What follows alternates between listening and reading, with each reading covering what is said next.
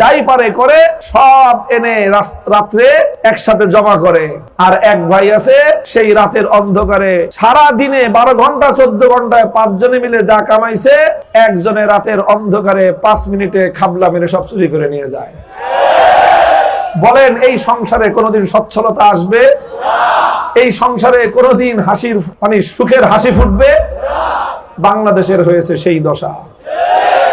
এদেশের কৃষকরা উপার্জন করে, এদেশের শ্রমিকদের কন্ট্রিবিউশন আছে, এদেশের প্রাইভেট সেক্টরে ক্ষুদ্র মাঝারি বড় বড় উদ্যোক্তারা তারা বাংলাদেশের অর্থনৈতিক উন্নয়নে অভূতপূর্ব কন্ট্রিবিউশন করে।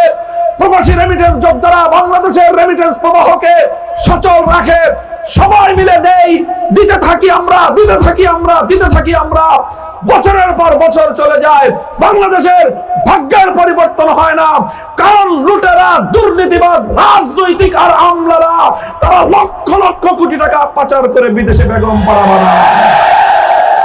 এই হলো বাংলাদেশের অবস্থা। আর না হয় আরো 30 বছর আগেই বাংলাদেশ সিঙ্গাপুরের থেকে উন্নত রাষ্ট্র হওয়ার কথা।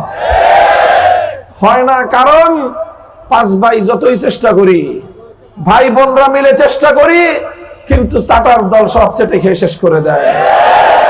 এই জন্য জুলাই বিপ্লবের পরে বাংলাদেশের মানুষের মোটিভ চেঞ্জ হয়ে গিয়েছে, মনোভাব পরিবর্তন হয়ে গিয়েছে।